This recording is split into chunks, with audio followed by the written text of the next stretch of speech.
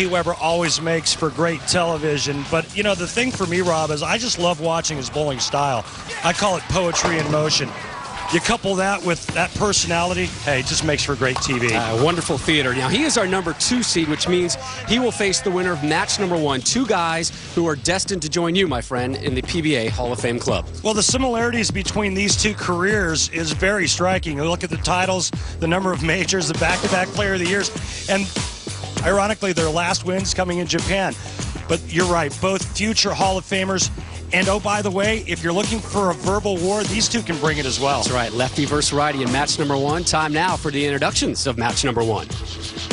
The number 4 qualifier owns 13 career PBA Tour titles, including a pair of majors. Former PBA Rookie and Player of the Year from Greenville, South Carolina, TJ Tommy Jones.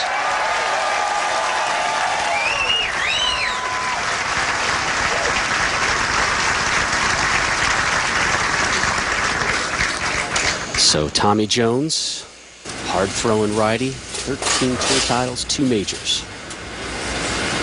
Second time we've seen him this season.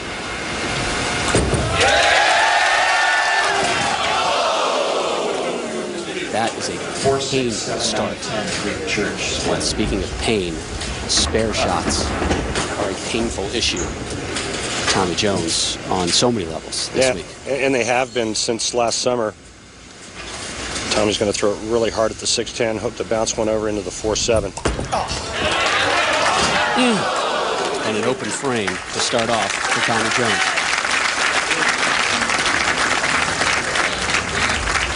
The number 3 seed is a 13-time PBA Tour champion, including 2 majors. Former PBA Player of the Year from Wesley Chapel, Florida, PA, Patrick Allen. Good to see PA for the first time this season. Yeah, Hoss. I mentioned 2 majors, the 05 PBA World Champion and the 09 TOC titles. Patrick Allen, lefty from just outside Tampa, Florida, Wesley Chapel.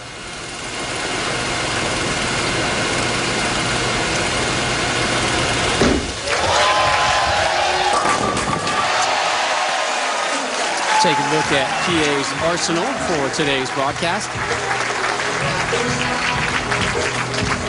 Patrick Allen using the rain, and you know, along with Tommy Jones, we saw both players going through several bowling balls before the start of this match. They got about 20 minutes of practice and really jogging back and forth, trying to figure out a way to trick up this very sensitive Earl Anthony. Didn't think it rained here. You see that one right about the 4th or 5th board, fairly straight, a little bit back-end reaction there for Patrick Allen. Made 2 TV appearances last season, finishing 2nd Same deal. and 3rd. This is first of the season.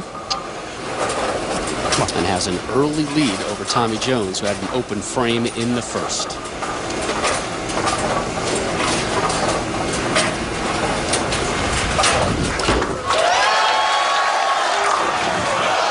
Leaves the 7-pin, does the southpaw. Patrick Allen also battling injuries the last couple of years, and one of them specifically being the knee. But boy, he really liked this shot, Rob. You see that one just feathering right around the first arrow. Same deal, man. Same deal. Big back end reaction there, only to leave a ringing 7 where the 4-pin just kind of slings around that 7-pin. A strained patella tendon in his right knee, which is what has been giving him problems. That's his slide foot.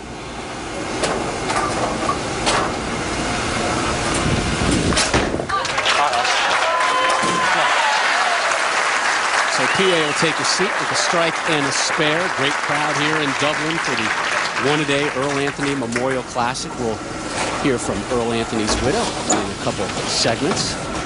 Susie Anthony in the crowd again. Wonderful, wonderful woman. She is. So Tommy Jones in the second off that open frame in the first.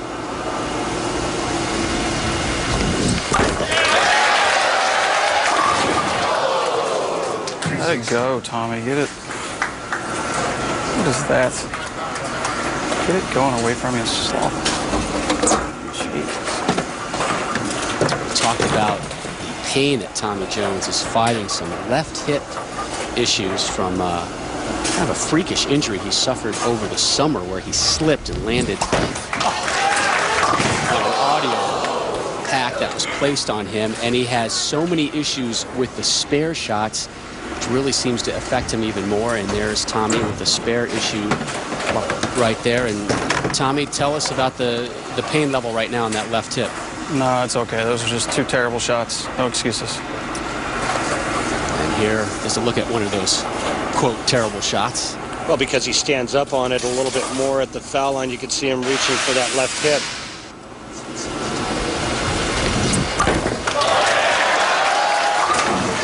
There we go. After back-to-back open frames, Jones gets a ticket on the strike train. You heard him say, I just have to let it go. And what that means is he's got to trust the ball a little bit to the right. We even saw him earlier in practice trying to go straighter, but he decides to move in and go with something that hooks. And he's right. That shot there, he trusted. Gets this one off his hand from in to out. And all that power just shreds the rack. The key for Jones, don't give in to the pain and throw a lot of strikes. Here is PA in the third. Strike spare.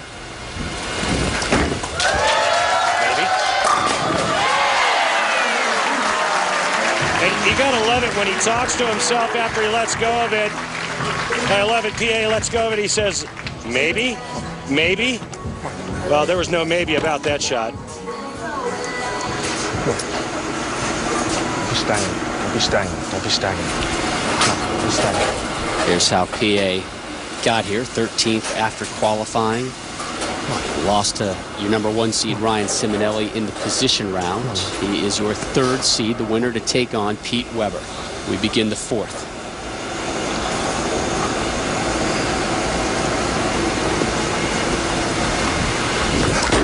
Baby horse.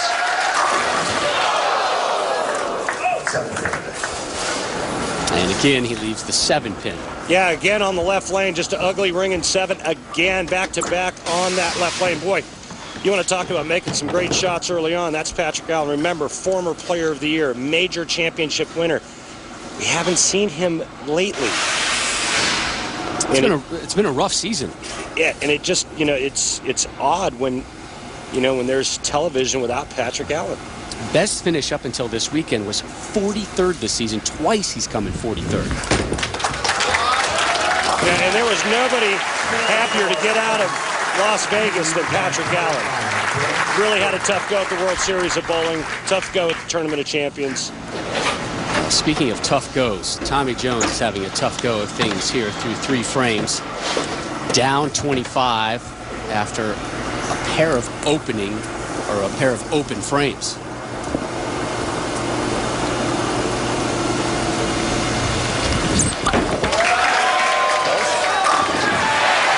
Back-to-back jacks for Tommy Jones.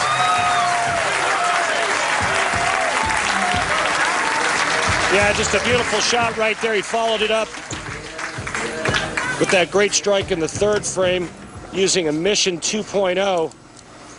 Again, he can go to something a little stronger, but this is the one he chose. Remember, you got to dance with the one you brought, or that brought you, or something like that. Dance with the one you brung. Maybe just carpool.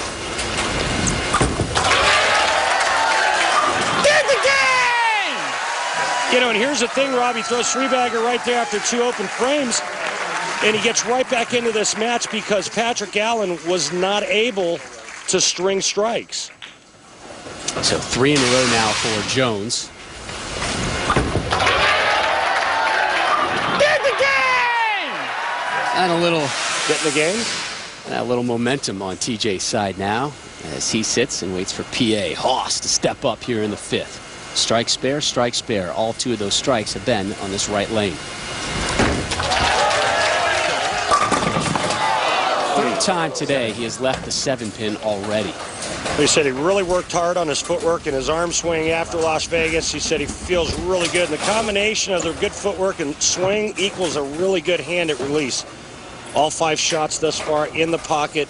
2 strikes and 3 7-pins is all Patrick Allen has to show for it. Says his approach when he walks up a lot straighter now than maybe it used to be in the past. Which I think makes his swing more in line. Hey, the ref. Come on. So PA remains clean through 5.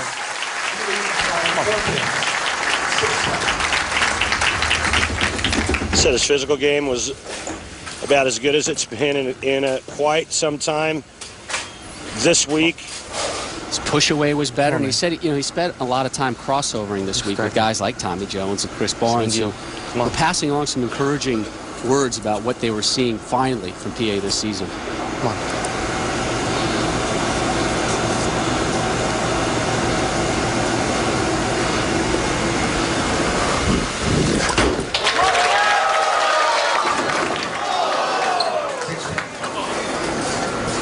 Leaves the 6-pin. Toughest part about television, Rob, you get the practice, and a lot of times you second guess yourself as to which line and which bowling ball to throw. And a lot of times it's just making a really good educated guess. But you have to be committed to that.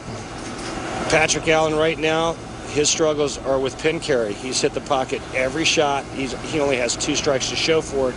And thus this is a 3-pin match, even though Tommy Jones had 2 open pins early.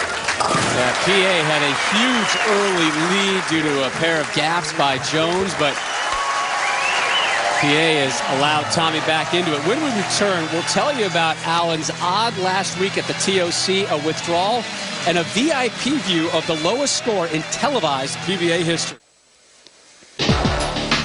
The one-a-day Earl Anthony Memorial Classic is brought to you by Lumber Liquidators. Hardwood flooring for less. By the makers of one-a-day Men's 50-Plus Advantage, the multivitamin with more of what matters. By Budweiser, great times are waiting. Grab some buds. And by Geico, 15 minutes could save you 15% on car insurance. Second consecutive season the PBA has been here at Earl Anthony's Dublin Bowl. We're getting set for the conclusion of match number 1 between Tommy Jones and Patrick Allen. But up now, your Lumber Liquidators Know the Wood weekly segment.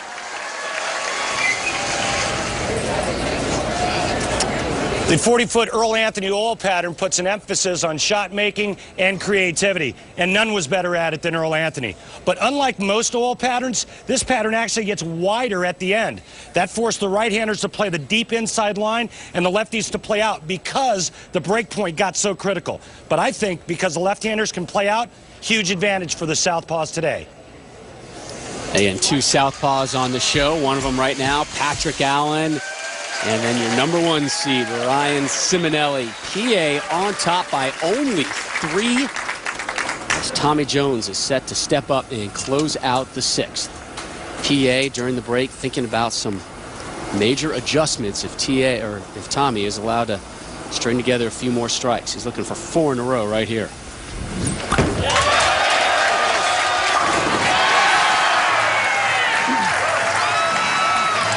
Well, Rob, here's your opening. Gambone is in the house. That's a great sign. 4 in a row for Tommy Jones, who is right back in this and on top by 7. His first lead of the day.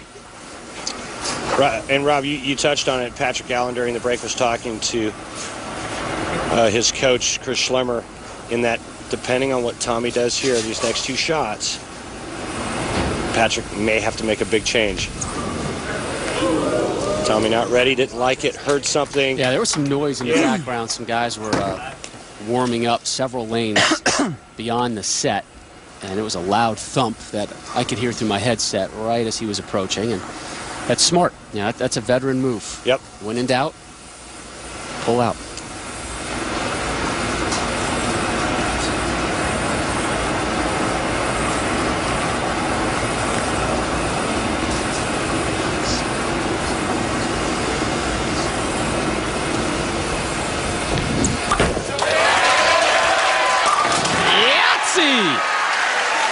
Yeah, that's just big-time shot-making right there. And you're looking at a former player of the year who said, you know what, I know I got off to a rough start with back-to-back open frames, but I still know how to bowl and I know how to play this game, and I'm going to show you. He steps up and just throws a 5-bagger right in the face of Patrick Allen. Great decision by Jones to walk away from that initial approach and regroup.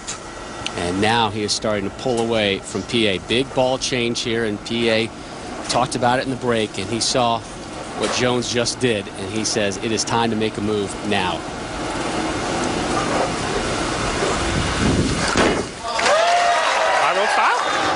Yeah, Challenger kicks the 7 late, his 3rd strike of the match, all of them coming on that lane. And this is what separates professionals from amateurs, where Patrick Allen can make the change with conviction and step up and pure it and still hit the pocket. A lot of times you'll see players that they're hitting the pocket, they can't carry, they go change to another bowling ball, and they lose the pocket altogether. It's an open frame, not Patrick Allen.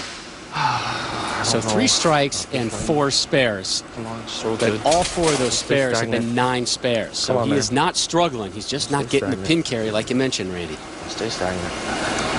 Now the ball change is only for the right lane, which is very interesting because he was striking on that lane. Oh, that's pretty good. Back-to-back jacks for the Hawks.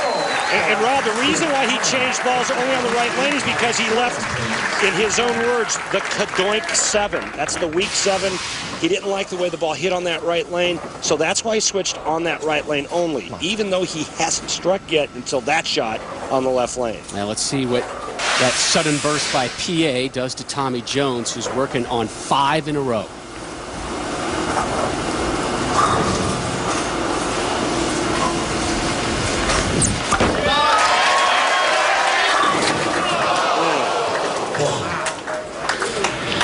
Yep it. Head on over to PBA.com right now during our telecast to submit your More of What Matters to You fan question, brought to you by the makers of One a Day. Direct your question to anybody on today's show or even Randy in the booth. If your question is selected, call your name on air and you'll hear it live. Tommy Jones, who's had problems with single pin spares all week, able to struggle through that one and knock it down. I'll tell you what, Tommy Jones could sure use some pain relief from shooting spares. Max scores, Patrick Allen can shoot 238 if he strikes out. Tommy Jones, the best he can shoot, 234. Jones has never lost to PA on television.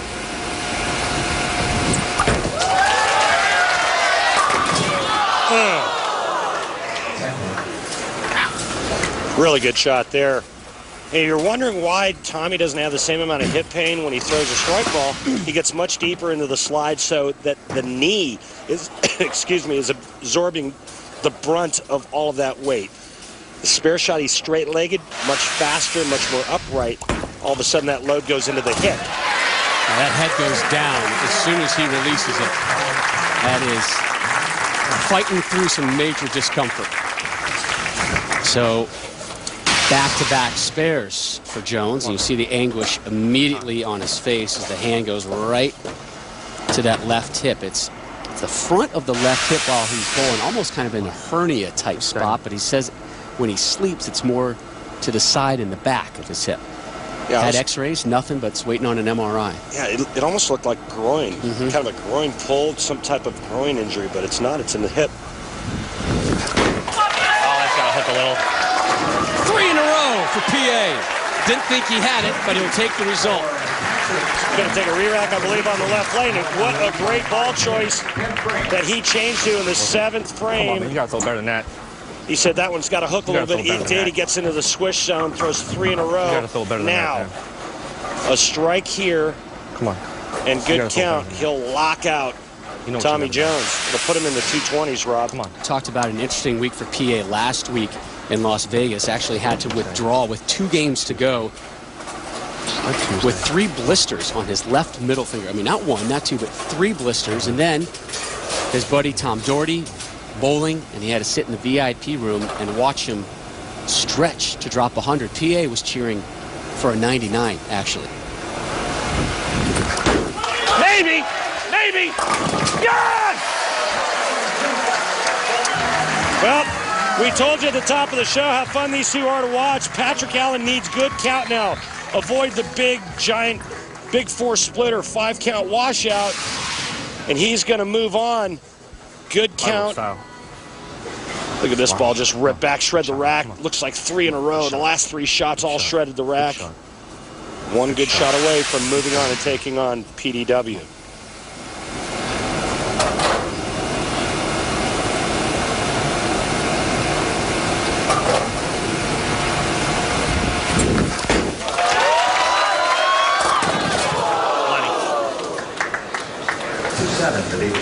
That was not the shot he needed, and a tough 2-7 is what he leaves. Yeah, but it's more than enough. 9 out here gives him 225. The best Tommy Jones can shoot 223. And it's all over but the shout, and PA will move on, take on Pete Weber, but not before picking up that great spare. So the Hoss moves on with the 226. Up next, the wife of the late, great Earl Anthony joins us, plus a poll question around the greatest bowler in PBA history.